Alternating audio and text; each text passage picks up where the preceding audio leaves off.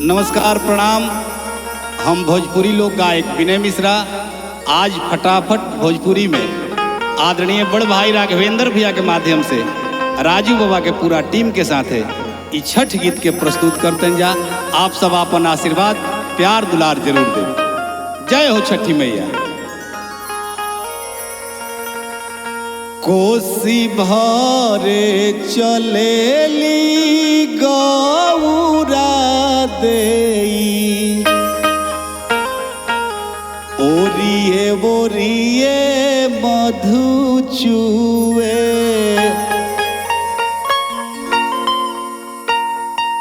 कोसी भरे चलेली गौरा देई, ओरिए ओरिए मधु चुए।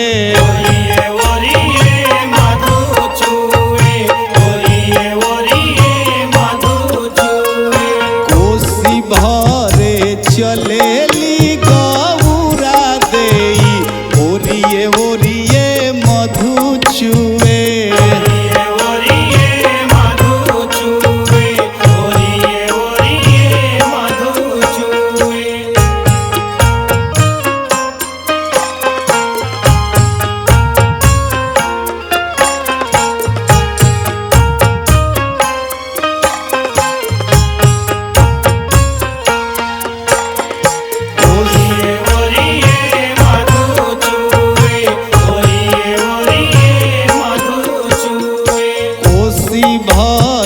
चलेली गौरा देई, घुटी पर ले साड़ी भीजे।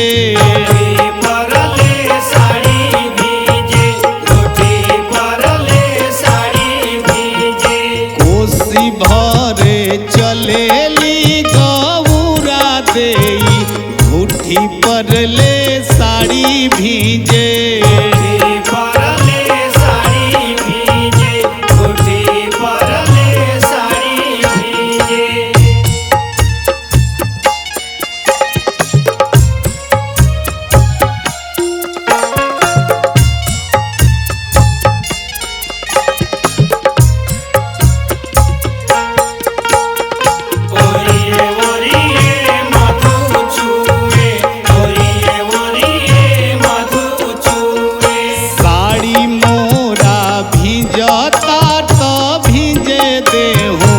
कोसी मोरा नहीं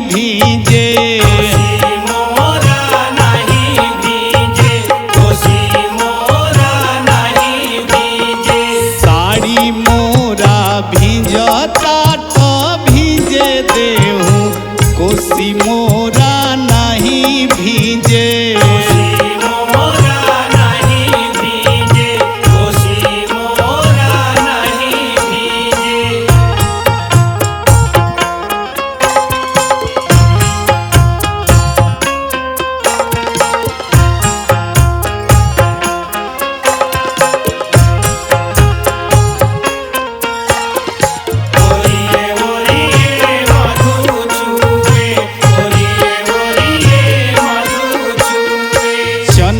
तानी चले ले महादेव, घुटी पर ले धोती भींजे।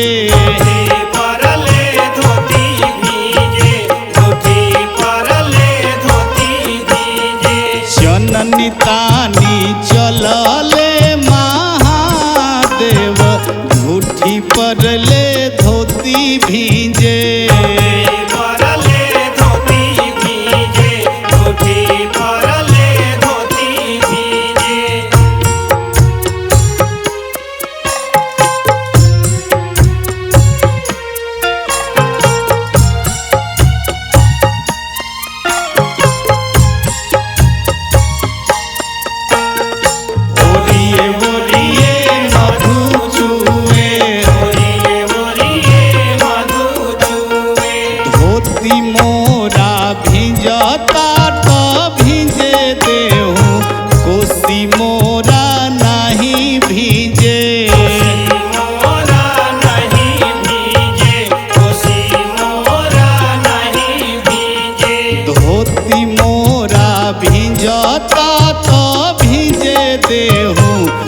कोसी मोरा